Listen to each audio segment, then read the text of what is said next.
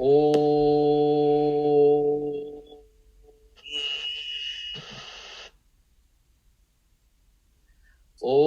Sahana Bhavatu Sahanau Bhunaktu Sahavirya Karavavahai Tejasvinavadhitamastu ma vidvishavahai.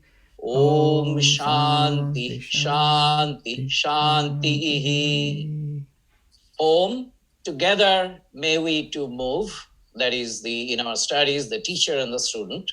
Together may we to relish our studies, the teacher and the student. Together may we perform our studies with vigor, with deep concentration, that is. And may what has been studied by us be filled with the brilliance of understanding leading to knowledge. May it not give rise to hostility due to lack of understanding.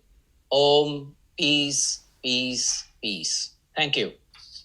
Now, the Hinduism teaches that good or virtuous actions or karma.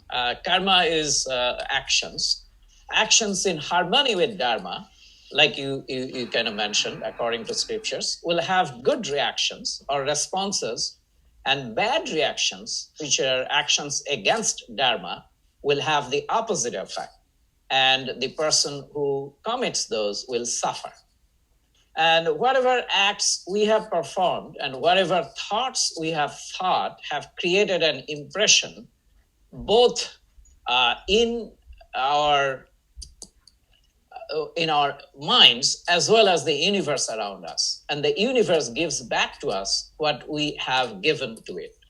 So karma operates not only in this lifetime, but across lifetimes. The results of an action might only be experienced after the present life in a new life. So hence this, we call this process of reincarnation. It's called samsara, a continuous cycle in which the soul is reborn over and over again, and according to the law of action and reaction. So goal of liberation, it's called the Sanskrit word moksha, in Hinduism is to make us free from this cycle of action and reaction and from the rebirth. So what kind of world will begin after the end of this age is the second part of the question.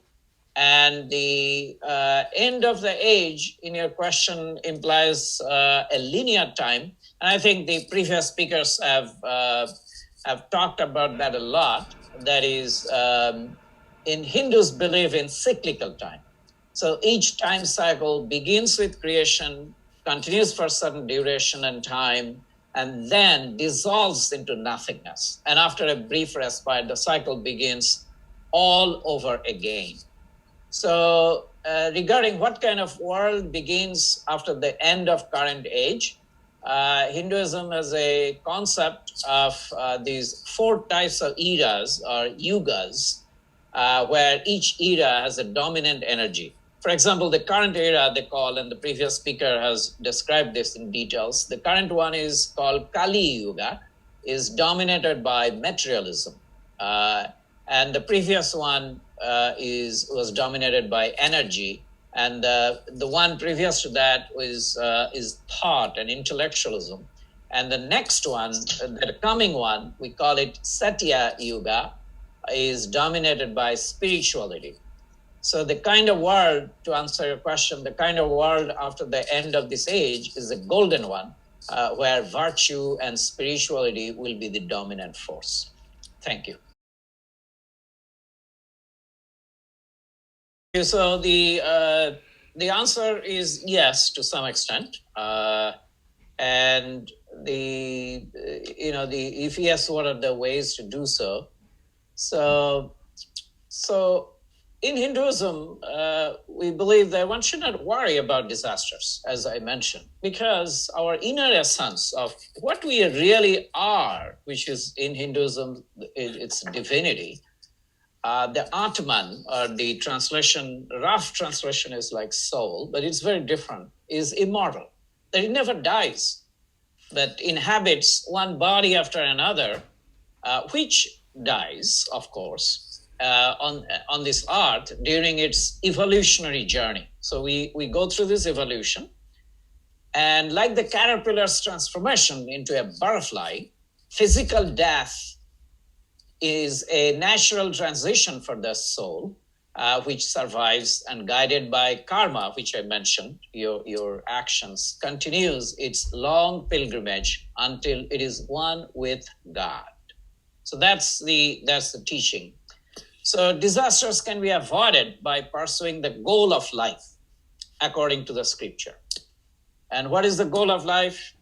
According to Hinduism, the goal of life is to realize and to manifest our own inner divinity, that I am God. In that, literally, our scriptures have so many sentences that, a famous one is Aham Brahmansi, or at a very high level, I am thou art I. So the divinity is our real nature, and the realization of it is inevitable. It will happen. And sooner or later, we'll all manifest our divinity, either in this life or in future. For the greatest truth of our existence is our own divine nature. So there are ways. Now we'll say, what are the ways? So we pick one or maybe combination of 4 paths to reach this goal of self-realization. And you pick those based on your own nature. One is path of knowledge. The other is meditation. The third is love and devotion. And fourth is selfless work, which is the emphasis is the selfless. And the humanity, selfless work. And in that, you serve the humanity, which is, again, according to the definition, which is nothing but collective consciousness or collective God. So you serve God by serving others.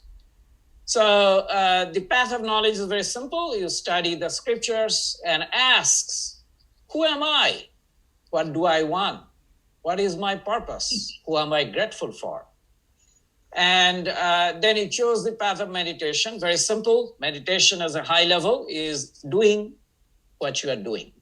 So trains the mind through these techniques of meditation, and monks have adopted this path a lot. In fact, in the word Zen comes from the word dhyan, which is somewhat of a translation of meditation. So Zen Buddhism, we all know how they emphasize on meditation. And there are 2 other paths which are recommended for modern life. One is path of love and devotion. So you ask, what is that I long for at the deepest level of my being? Love is the most common emotion. We all have that when we are born, love for mom. So it looks for divinity in the ordinary, and they sing, dance, chants, etc. And the last one is very common, and this is chooses the path of selfless work. Again, emphasis on self. This is like, President Truman said, you can accomplish everything if you don't care about about who gets the credit. And you live life with passion, but remain dispassionate about the outcome. So that's it's kind of what I call path of spiritualizing your life. You're working, but it's the object is to be with your inner divinity. Thank you.